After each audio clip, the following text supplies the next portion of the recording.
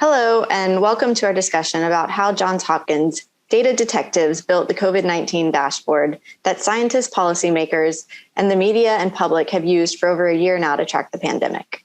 I'm happy to be here with my colleagues in this effort. Allow me to introduce Beth Blauer, Executive Director of the Center for Civic Impact at Johns Hopkins University, who leads the U.S. data collection and analysis for the Coronavirus Resource Center. Aaron Katz leads the large-scale analytic systems group at the Johns Hopkins Applied Physics Laboratory, and Tamara Goye, a senior data scientist at the Applied Physics Lab. Aaron and Tamara have built and automated the very complex data collection and engineering processes that power the dashboard in the Coronavirus Resource Center. I'm Lauren Gardner, Director of the Center for Systems Science and Engineering at Johns Hopkins University and a professor at the Whiting School of Engineering. My team and I created the first version of the dashboard that was launched in January of 2020. Today, we would like to give you a brief history of these efforts, starting with the genesis of the dashboard, woven through with the architectures that support the open data operations, and discuss some of the challenges faced and lessons we've learned along the way. I'd like to start with a little bit of a history about our over-the-coffee origins of the dashboard. The initial motivation for this dashboard was twofold. On one hand, it grew out of my interest and research expertise as an infectious disease modeler, and I've been specifically focused and interested on novel pathogens. So these are diseases that evolve that have a lot of uncertainty associated with them. And this is a very data-poor science, and this data is critical for making real-time policy decisions and developing mitigation efforts to control these types of events when they occur. And so this interest was combined with a personal motivation from one of my first-year PhD students in Shandong, whose interest grew about the new coronavirus that was yet unnamed or understood at the time, which was circulating locally in his home country of China. And at the same time, he was also very skilled in GIS and spatial modeling. And so these joint interest and expertise are what really were the incentive and the motivation behind the initial dashboard that we launched in January. At the time, we were already manually collecting data that was the best data available when there was really only a few hundred reported cases of this coronavirus in China and maybe one or two cases in 3 or 4 other countries around the world. And this was, again, at a time when the data was being made available in really non-traditional formats. The data was coming from posts on things like Twitter and Facebook, as well as some one-off news articles. There was not really standing authoritative websites on providing this public health data. Nonetheless, for maybe poor decision-making on our part, we decided at a regular lab meeting over coffee to continue to collect and share our data publicly. And at the same time, we decided to visualize this data using GIS and provide this illustrative map that was interactive, which would be accessible for users anywhere in the world. So this was all shared publicly on Twitter on January 21st, which was the day after the first case was reported in the US. I want to highlight that one of the major driving philosophies of ours from the start, which has continued through to this day, has been transparency, open data, and open science. So all the data that we collect has been made available to the public. And these principles have enabled anyone from individuals to policymakers and researchers to access the same quality of data. And it also provides users with a friendly and intuitive means to visualize the data. So while my motivation in developing this map and this data collection in the first place was really for mathematical modelers and decision-making, I think it was really this accessible, intuitive, interactive map that really initially drove the public's general interest in our work. So for better or for worse, this unexpected rapid interest and rapid growth of the pandemic drove a massive demand. And I think that's because, again, there was nothing available like it at the time. News medias around the world picked up on the tweet that we had posted and amplified it, and the dashboard quickly became referred to as the place to go for real-time information about the outbreak. The dashboard went from a few thousand page views on day one to approximately 10 million hits by the end of the first week, and eventually to over 4 billion hits a day in April. And this was occurring as the pandemic was peaking in the US. And so in addition to reliance by the public and the media, the data quickly became the resource for epidemiologists, elected officials, public health leaders around the world that were trying to track and model the outbreak as it was unfolding, and it was being used to inform policy decisions. While we were really happy that the data was being adopted and used and having the impact that it was. This expanding use also led to a lot of scrutiny and a lot of requirements on our part. We faced challenges that spanned from communication of our efforts and the data quality to also challenges on the technical data collection and processing. On the communication side, any issues with reporting were relayed to us by individuals that were relying on our site, as well as by the media and governments. And these came in faster than the team could independently detect and respond. We did our best to keep up with them, but even delays over the course of an hour would cause a public response. So we had to quickly deal with these kind of responses, and also with other issues like how do we deal with disputed territorial boundaries and reporting on these kind of locations, or how do we deal with naming conventions, and also even how to deal with false accusations of us putting this data up behind a paywall when really it would just sometimes be temporarily down due to technical difficulties. And so we were dealing with all of these these communication issues while we were also dealing with the technical challenge of the actual data collection and processing at the same time. And just again, trying to provide this free public service. On the data collection side, there was many challenges that had to be dealt with. We had to deal with the exponential growth of the outbreak, both in terms of the numbers of cases being reported, also the number of locations being affected, and the demand on the infrastructure that we were providing this data through. In real time, we had to identify what were the leading authoritative sources that we should be using to provide this data from, and how to automate the collection of the data from them. Further, once reliable sources were even identified, the data would be coming in various formats. And because, again, there was this shocking void of global standards for data around public health, both between countries and also even within the US, within a given state. And so this data had to be cleaned and processed. There were also massive issues of instability and inconsistency amongst the data that was publicly available, and the data formats that was being provided are still constantly changing to this day. As COVID was spreading to every corner of the world, which is now nearly 200 countries and over thousands of counties in the United States, the flood of data was just clearly too much to manage with the initial manual collection and entry process that we had begun. And it was clear we needed to automate both the process and also automate the data quality checks and balances. Needless to say, this panel and this group and the whole team behind us did not sleep much in 2020. And so at this point, this is when our colleagues at the Applied Physics Lab stepped in. So I'll hand it over to Aaron to talk a little bit more about this process. Awesome. Thanks, Lauren. So I want to give a little bit of context of to our story by framing who we are at APL. We're sort of a unique division of Hopkins. Our focus is on helping the government and the nation tackle some of its biggest challenges. And we have a long and distinguished record sort of advancing the state of the art in public health and biosecurity.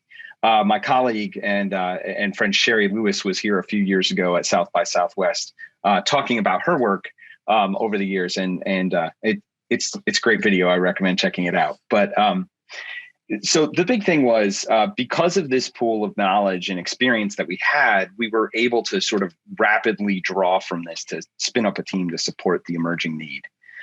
So when we first, when Lauren first invited us in and we came on board last January, it quickly became clear that we were facing a few key challenges. The first one was internally, we needed a data strategy. So as Lauren said, this, adoption and growth of the data and the dashboard was essentially instant. All of this data was already being relied on. So we had to find a balance between sort of making the structural changes that you would want to make as a computer scientist to the way we were putting these things together and the impact to the end user. So collectively, across both Lauren and our team, we felt that we should err on the side of the user, which has really been both a blessing and a curse. It's a blessing in the sense that the stability has really, I think, made the adoption and use of this data easier for everyone. A curse in the sense that so much of what we were doing was emergent and responsive. So in retrospect, there's all kinds of things we might have done differently. But I think the proof of the utility and the decisions that we made along towards the data strategy is really in the adoption of the data that we see today. Second, we really needed to figure out how we were going to engineer an infrastructure that would scale with the pandemic. As Lauren noted, there's really so much uncertainty around this data, including how it's going to be shared and who's going to share it. And the problem really works in both directions. In some cases, the data is almost impossible to come by, or the formats are sketchy. In other cases, there are multiple authoritative sources that are reporting different numbers in different locations. There weren't, as discussed previously, there weren't and still aren't universal standards around this data. And the global public health community is still working through all this in real time. So we had to create a set of solutions where this uncertainty wouldn't break everything. We had to assume that the sources of data would break often and whenever it was least convenient. And we had to be able to be resilient to this happening. Complicating this was really the fact that we were operational before we even got started. As Lauren noted, the dashboard was getting 10 million hits a day by the end of the first week. I don't think you could. There's not enough SEO money you could dump in the world to get those kind of hits on a standard launch of a website. So it was really clear that something real was going on. Normally with these types of systems, you would have the luxury of a longer sort of design and prototyping cycle. But that's really wasn't what we were dealt with. So I approached my colleagues at the lab, Ryan Lau, Timming, and Tamara, about this project and sort of described it as building a plane in flight. But it was a very special sort of engineering project. Instead of a single plane, we were going to have to build 2 or 3 planes at the same time. And all the planes were on fire.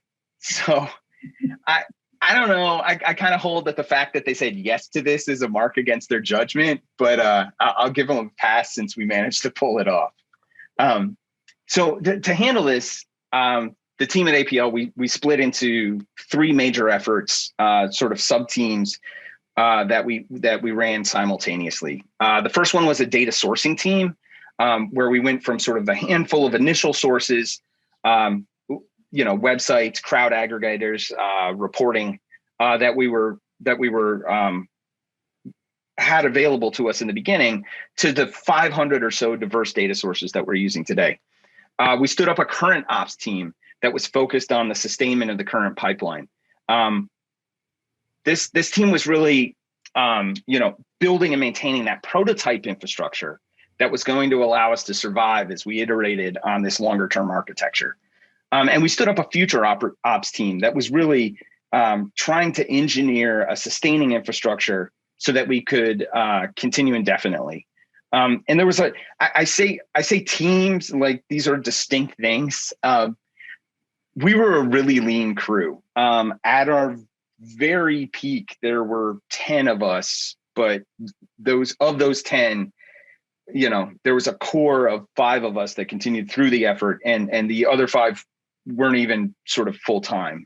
So there was a lot of overlap. It wasn't 3 distinct teams. It was a core group of people wearing three different hats.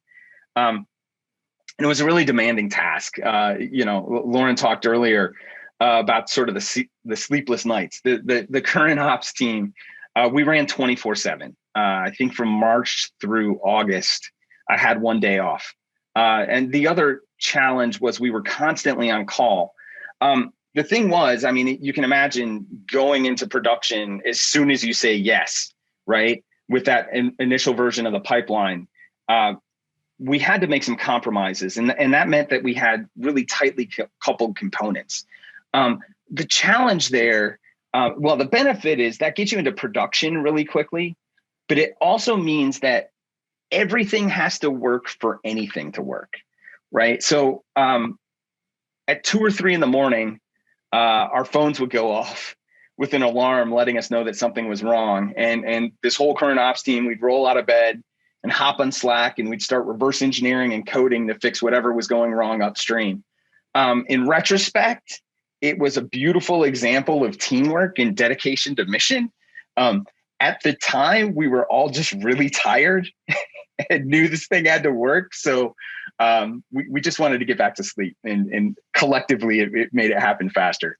But the key thing that was an enabler there was really that across the team, I have to say, one of the beautiful things about this effort is across Hopkins, Beth's team, Lauren's team, the infrastructure that we have at the laboratory, there's a really supportive community. So because of that, we're able to take small victories along the way, right? Getting something working at 2:30 in the morning, everybody helps you appreciate is like a task that's valued, and that adds up to sort of the bigger whole. And really, the point of all of these sleepless nights was to buy that future ops team the time we needed to get to the current architecture that we're at today. So today we're running on a mostly autonomous data pipeline. I say mostly autonomous because there is a great infrastructure that we have in place for human machine teaming with some of our analytic pipelines. So we're built on top of a set of independent collection agents that pull data globally throughout the day. And we bring it into a multi-stage data curation process. The nice thing about that is that means that if there's any errors along the way, right, you've kept that raw to process data, so you can recover later. This data is all very ephemeral. It's posted and then it's gone. So you have one shot to capture it. So we capture it and then we do the processing, and it gives us the opportunity to correct as necessary. We also have a set of analytics, I think Lauren mentioned this before, that are continuously looking for sort of potential errors and anomalies in the data and allow us to automatically hold this data back and alert an analyst, getting to this human machine teaming piece, pull in an analyst who can then resolve the issue where the system can't autonomously make the call. We've also introduced heavy redundancy into the data that's sourcing in the pipeline. This is a direct consequence of sort of these independent collection agents. If you think of each dot if you just think of the global dashboard, because I think it's an image that everybody has, so present in their mind, each of those red dots on that global dashboard represents like 1 point of data. So we collect roughly on the order of 40,000 overlapping data points each hour that produce the 4,000 or so that exist in the public data set and are out there for use. One of the big hallmarks is or most important things is, as this architecture progressed, this was the key for us being able to collaborate with Beth's team as the CRC effort came online. By building this out as an abstracted pipeline where, we were pulling in data from disparate sources. It's not just case and death data. There's policy data, testing data. There's so many different sources that we're pulling in and curating. We're able to collect this additional public health data and create multiple different data products out of it that allows the data scientists and analysts associated with the CRC and elsewhere to tackle some of these questions. And I think also importantly for the work that we did, we pulled off the transition from that first, tightly coupled serial pipeline to the current architecture in a way that's been transparent to the public. We've gone through 5 major releases of this pipeline. You can think of a new release as like a new version of an operating system like Microsoft Windows or iOS, or a new version of Microsoft Office. I mean, it's that significant enough, the changes that were made in each of these releases. And each of these releases introduce new features and capabilities, but this has all been transparent to the community. The dashboard's still updated every hour and the data still goes out every day. So hopefully I've given you a high level system view of what's going on behind the scenes that sort of brings this data to the public. My colleague at APL, Tamara Goye, is going to give you a little bit of a deeper dive into some of the specific hurdles we overcame. Thanks so much, Aaron. Tamara, it would be great if you can tell us more about the data collection challenges that we've been tackling as this pandemic has evolved, as I know some have been consistent and some have been new and they've been changing. And Please go ahead. And they are many, but I will focus on a few of those. One of the data challenges was in something that Aaron talked about, the data sourcing piece. So going out and identifying data sources is not just as simple as going out to a website, clicking around, getting the data and reporting. We had to literally go through a vetting process to determine a few things. First, how trustworthy is this data source? Is this something that we can actually use to report out data? Another thing we had to determine is whether or not we can actually get data from it in an automated way, or will this be a manual process that we have to fold into the data pipeline? And then the last thing we had to determine was what are the types of data being provided at this from that source. And as you can imagine, each source is providing different types of data. And so some of this data can include like case data, such as confirmed cases, number of recovered cases, probable cases, deaths, and then other types of data that we've seen provided by a source includes like testing data, total test, positive test, negative test, antigen test, antibody test. So as you can imagine, the list gets long. Other types of data we've seen, vaccination data has now been provided, which is like total vaccines administered, total vaccines allocated, total vaccines shipped. And then other types of data included like hospitalization data, policy data, and demographic data. So as you can imagine, a single source can provide or result in numerous data points that we need to extract and collect. And so we had to maintain and develop and establish a data dictionary that actually captured and documented each one of those factors when trying to determine whether or not we're going to use this as a data source or not. The other challenge we had to overcome was trying to collect this data simultaneously. So we, as Aaron mentioned, we're over 400 sources that is providing all of this data that we need to collect at the same time to provide to the public. And as you can imagine, oh my gosh, how are you going to do that? But see, that wasn't the only challenge. Now, each one of these sources are reporting in a very different way. And what I mean that is that some of the sources are providing Power BI dashboards, others are providing Tableau, others are providing ArcGIS, HTML static pages. So we had to really we had to actually establish this large development process that actually came up with various what we call data scraping technologies to actually go out and get the data from all of these different platforms. And so we had to build custom-made, say, collection agents to get all of this data simultaneously and report out. That is not easy. And so that was a challenge that I think we've successfully overcome, but we're still maintaining and managing today.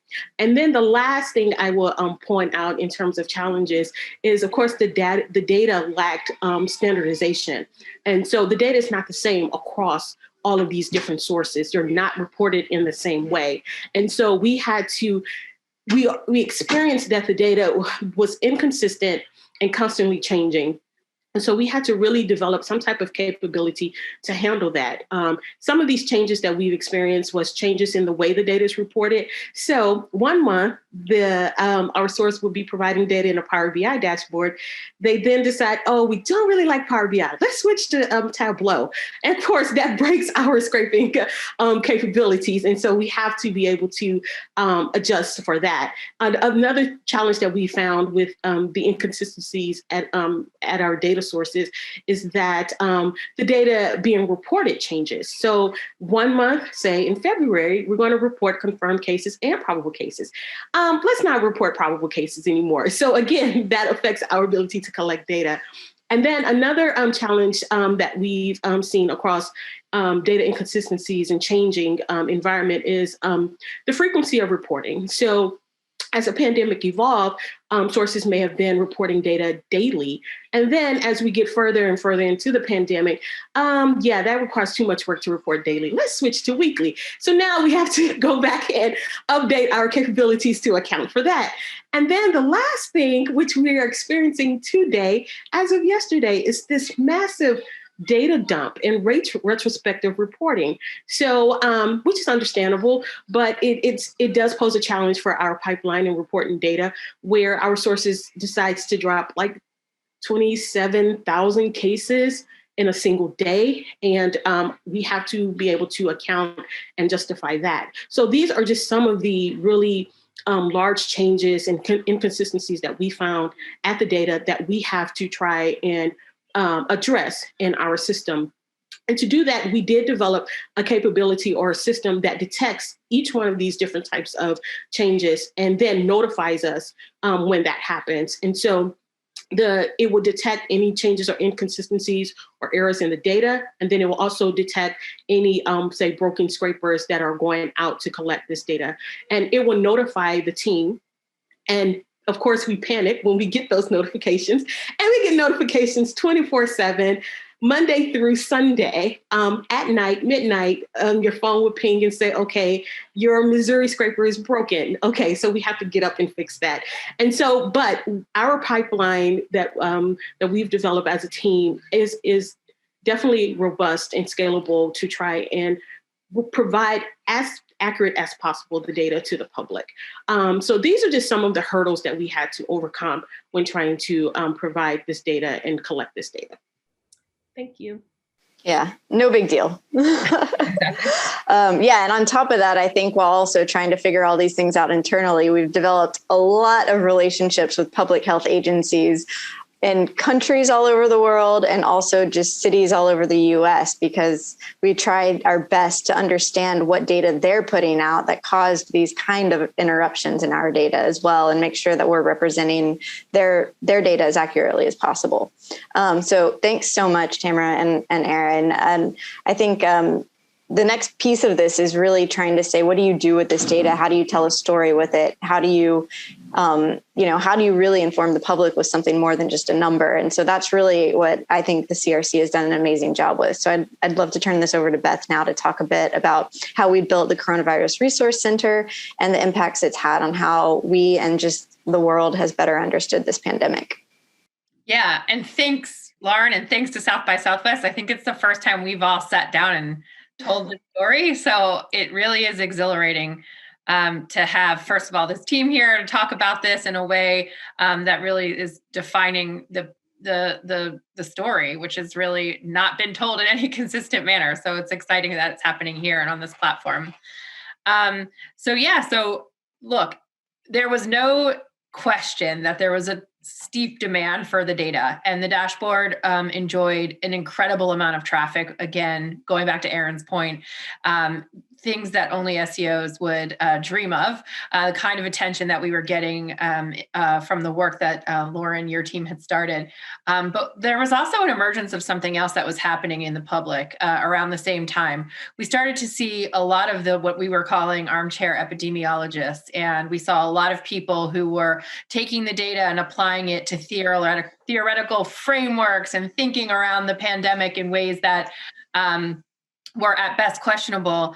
And I think there was sort of this immediate need to not only be the source of this data, but we also enjoy something else at Hopkins, which is being part of a world-class organization that is leading the world around public health.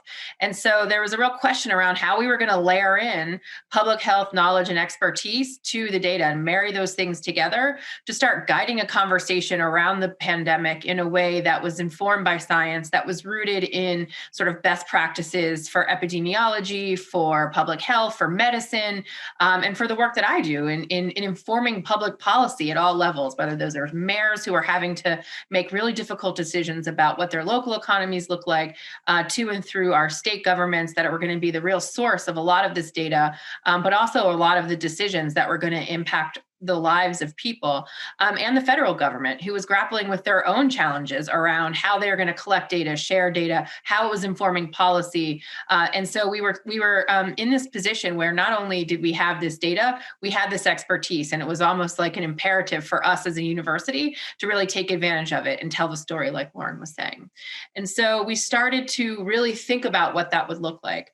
A couple of things that really harken back to this early time during the pandemic, where there were just epidemiological concepts or even statistical concepts that before this period of our history, probably, my kids certainly wouldn't know what flattening a curve meant. And all of a sudden they became regular parts of our jargon.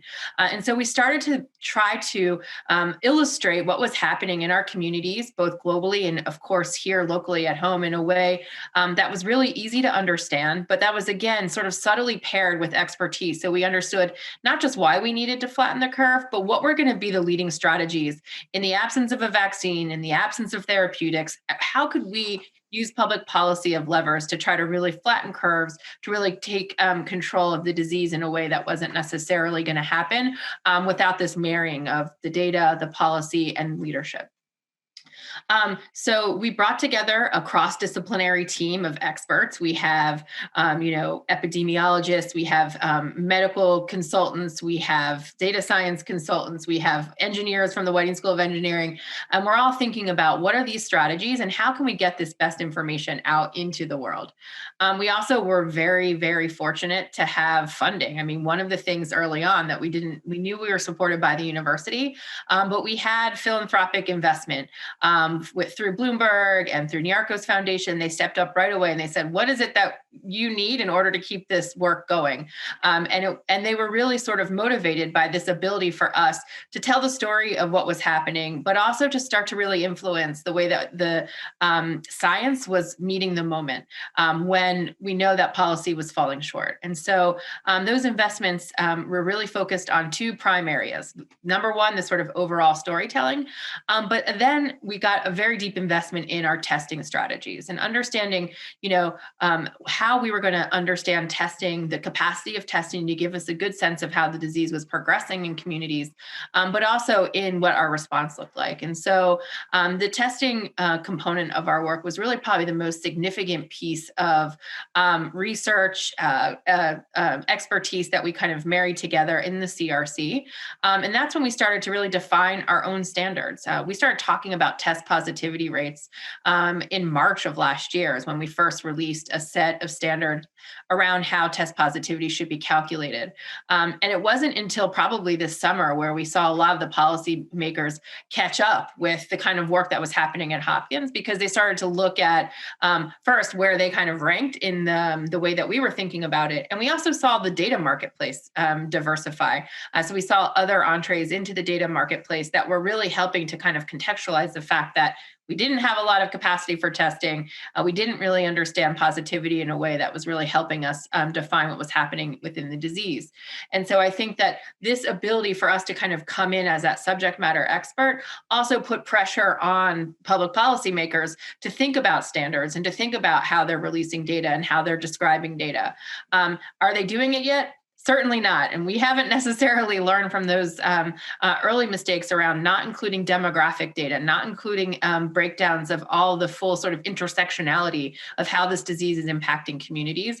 And we're seeing it again with vaccines. So we saw it happen with testing. We're seeing it now with vaccines, where we're really struggling to get a full, a comprehensive understanding with how the disease is having an impact on communities.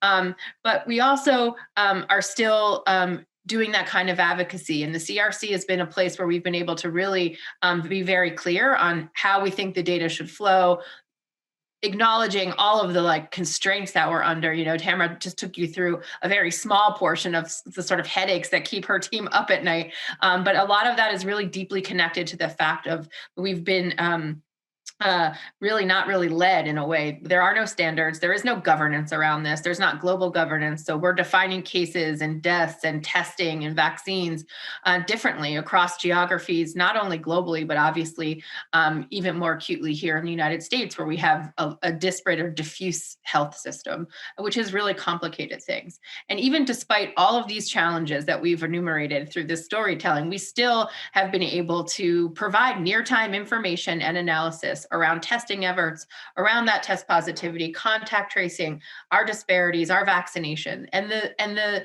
site itself has also provided a platform for expert analysis on bioethics, on the challenges that we're seeing in public policy making. And we continue to do that through regular briefings, through really providing a mosaic of resources. So whether you are an armchair epidemiologist or you're a researcher, you can sort of attach into or dock into what's happening at the CRC and find very democratized visualizations, data resources, but also some of that critical thinking around the pandemic itself. And, we have enjoyed the same kind of traffic. We've had over 1 billion views of the data.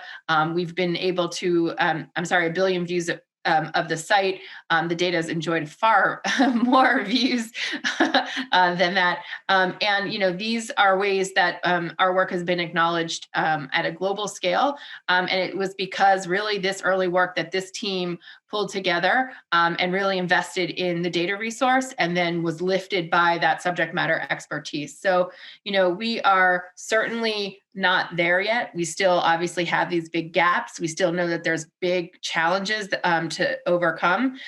We hope that these are lessons that are sweeping and that really not only will help us be better prepared for the next pandemic, but also will help us think about the public health system writ large and kind of the failures that were exposed through this process. And I think a lot of the work that we're doing is trying to be really thoughtful about the real opportunities for the evolution of the public health field. And the CRC has really positioned us in a great way to be able to do that. And it is 100% powered by this data and this team right here. So it's been an incredible collaborative moment for the university and very exciting just overall to participate in. Yeah, thanks, Beth. I absolutely echo all of that. I know that we're all still working with this sense of urgency to both help support evidence-based decisions that need to be made today about COVID-19, but also really to get all the public health professionals around the world on the same page when the next pandemic comes. So before we go, I just want to wrap up with a few questions that I know we've done a lot of these panels individually, as Beth referenced, and we get some specific questions all the time that I do think are really important. And the first one's for Aaron and Tamara. The question is, how do we know that the data that we're collecting is real? How do we verify it? Aaron, you want to go first? Sure. So, there's two levels of real to that question. One of which we can handle and one of which we can't handle, right? The real question of how do we know that the data that we're collecting represents the data that was reported by the public health entities that we're trying to collect from? That's something we can tackle. We have a whole infrastructure for anomaly detection and verification and validation of the data that's coming in. I've talked a little bit about the multi-stage nature of the pipeline that allows us, when we detect these things, to go back and recover and reprocess that data as necessary. So we have these analytics and we're constantly, pulling in analysts as necessary. And we get a lot of outreach from the public. If there is anything that makes it through, as Tamara alluded to earlier, we find out in about 15 minutes, right? Somebody will let us know, all hours of the day and night. The second part of that question really goes to, how do we know that the data that's being reported by public health entities is an accurate representation of what's actually going on in the outbreak? And that's not something that we can necessarily tackle. There's so many things, from testing capacity in a country through to decisions that are made about what data will be shared. So what case counts as a case and what death counts as a death from COVID. That, again, as we talked about earlier, and I think Lauren, as both you and Beth alluded to, are open questions within the global public health community that they're working through. Yeah, thanks. Tamara, is there anything you wanted to add? Yeah, I was just going to add that pertaining to our data sourcing, we really try to pull from authoritative sources. So that's from local, state, federal, national governments. And when we are, say, collecting from aggregation sites, we really do validate that data with those authoritative sources. And so we try to just maintain the consistency across all data points, across all sources. So that's just a little something that I wanted to just add. Yeah, thanks. And then one more question for Beth. So with so much data available and not all of it being consistent, as we know, how does the CRC provide informed analysis on the data trends that it is seeing? I think one of the things that I value so much about the partnership is that it's not just that we're pulling the data in and reporting it, but I get to have conversations with basically everyone here on this call on a daily basis, where we get to kind of push and pull on that data and to really understand how it aligns. And we get to really understand the kind of analysis that we do want to make, and the kind of points that we want to make, and the way that we want to think about communicating that data in a way that's tested and ground proofed. And Erin will be the first to tell me that the mistakes I'm making are real. And Tamara will be the second to tell me like where I can actually answer the question I'm trying to answer. And it is without that collaborative capacity where we all are bringing our unique strengths to the table, we would be lost. And I think that this is really what differentiates us from a lot of the other data efforts around COVID, is that we are able to pull from such a unique set of expertise and balance out kind of the public good pieces of this work with the real, just like very basic data challenges. And just really quickly, I just want to wrap up with and offer everyone a chance to share a final thought as we look towards the future. So I think we'll start with Erin, then Tamara, and then Beth. Sure, thank you. I will exist as a little bit of a variation on a theme that I think, wound through all of the talks, which is, the need for policy and standards. I will say specifically, I think two things that we've exposed and that are a great opportunity here are the opportunities for public-private partnerships and new technical approaches to some of the challenges in public health. I think we've seen that, I think, through the CRC and the global dashboard and a lot of the data sharing efforts, and I'm hoping to see more of that grow. Great, thanks. Tamara? Yes, so my final thought is this is like one of the most impactful work that I've participated in and worked with a really great group of people across the university. But one thing I would say is I just really hope that the work that we've all done actually impacts and influences how we handle crisis in the future, especially for providing public awareness of how it's evolving. So that's just the one thing I would just like to add. Beth? Yeah, I think, I couldn't say it any better than Tamara just did, which is I hope we actually learn from this and do things like this more frequently to tackle the big challenges like climate change and violence and food insecurity that we know are just as dangerous and deadly and impacting our communities. And so I think, we probably up until this pandemic never would have thought that a university could act so nimbly and respond to a demand like this in such a quick and accurate and contributing way. And so I hope that we take advantage of this infrastructure in a way where we can start to sort of jointly tackle some of these real key critical issues that have been plaguing our local communities for generations. Thanks. And I think I echo all of the same feelings. I think my biggest takeaway for sure from last year is really the value of democratized information and making this available. I think that one thing that we've also done is really exemplified the clear role that the leadership role that universities can take in these kind of settings and these times of crises as well.